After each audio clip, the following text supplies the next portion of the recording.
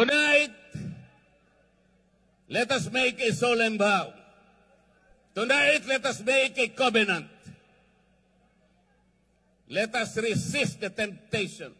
Let us repel the vindictiveness of one man, the leader of the House of Representatives. He is responsible in weakening our institutions. Kinuha nila yung pera ng PDAP. Kinuha nila yung pera ng PDIC. Kinuha yung pera ng DBP. Kinuha ang pera ng PhilHealth. Kinuha lahat ang mga pera para ilagay sa project ng DPWH. Let us resist that. Let us say no. These people now gathered tonight have the capacity to do that. Let the terms of this covenant reach the shores of Tacloban City. To remind that man from Tacloban that he cannot lord over, that he cannot change the destiny of our people.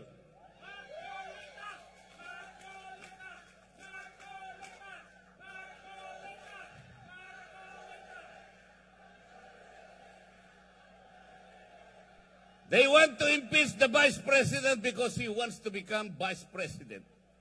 Hindi po pwede. It cannot be done. It cannot be done. They invented the Quadcom because they want to prosecute the former president. Hindi siya para inquiry in aid of legislation. Wala pong legislation na matino ang ginawa ang Quadcom. For more than 13 hearings, makita po ninyo yung ginawa nilang panukalang batas. Kahit na grade 5 student, pagtatawanan yung ginawang batas. Because it was not really intended to enact laws or to supplement in making laws. It was principally designed to prosecute and persecute the former president. Ganito po ang gusto nilang gawin sa ating bansa. Kapag wala pong tumayo, kaya po kami nandito ngayon. Sinabi na po nung tagapagsalita kanina, meron pong alternative. Meron pong 9 na senatorial balls ang PDP laban. Iboto nyo po silang lahat. You need people in the Senate to frustrate the impeachment. Kapag ka po hindi kami nakarating doon, they will find the Vice President guilty. Ganon po ang mangyayari. It's a numbers game. Kaya po nakikiusap kami. Please send us to the next Congress. And we will fight for you. We will fight whatever it takes. Para sa inyo po. Kung walang magsasalita ngayon, our country will go to the dogs. Yun po ang mangyayari. Pasensya na po kayo kung medyo masakit po ang sinasabi ko. Pero ang kakapal naman hindi naman yata tinatablan yung mga mukha ng mga tao na yan.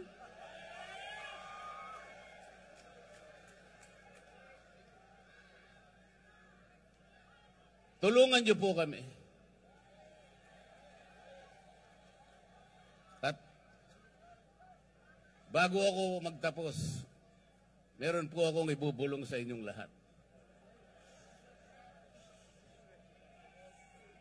Gikan sa akong kasing-kasing, gihigugma ko kamong tanan. Isang tao lang ang nagdidikta sa House of Representatives. Napapirma niya ang mahigit na 200 na kasamahan ko sa House of Representatives.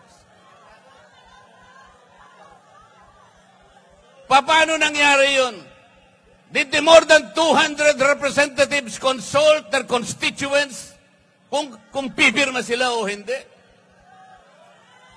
They did not consult anybody. Sila lang ang desisyon kasi mawawalan daw sila ng projects.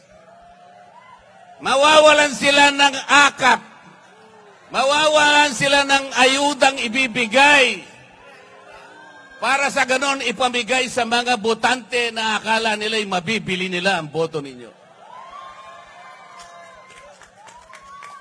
Sa mga matatapang na mamamayan ng Cebu, kung kaya po ninyong huwag tanggapin, huwag po ninyong tanggapin.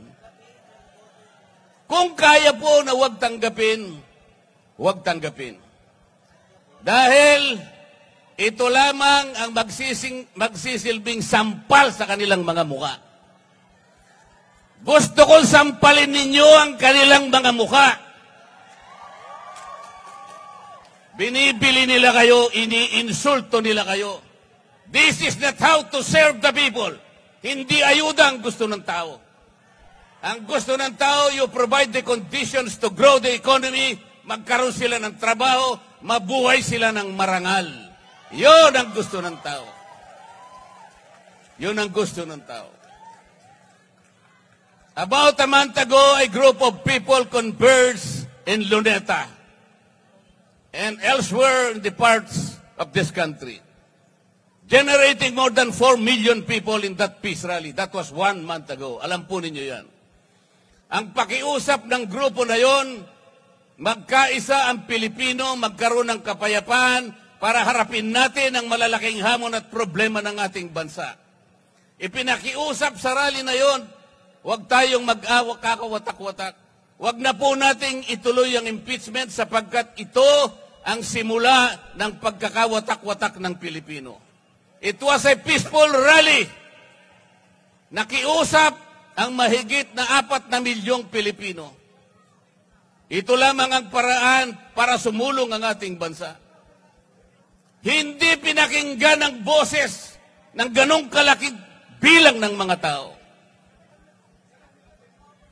The Speaker of the House of Representatives defied the voice of the people. Vox Populi, Vox Dei. The voice of the people is the voice of God. Mr. Marcos is veering towards a dictatorship. Mupusta ko sa inyo, dili na manaog pagkahuman sa iyang termino. Karihan na sa iyang tatay, magkagubot na punta. Because ang iyang buhat doon, mag-declare na po martial law. Pariyo sa iyang papa. Pag martial law, why election? Unang gikawat ni Marcos ang atong gold reserves. Sige, mubitaw lang ni ako. Actually, sukok. Sige na nagbaligya ang atong gold. Hantod karon gamay na lang kayo. So, unsao na lang pagtindog ang atong ekonomiya pag-abot sa panahon, masirip nila na wala na tayo back up sa atong kwarta. Importante na tanang nasod na anak, mulit sila gold kita dato, muni among pundo. Kada dapat public na, kay public issue, public property, public money. Ingnan tamo, padoon na siya sa pagka-dictator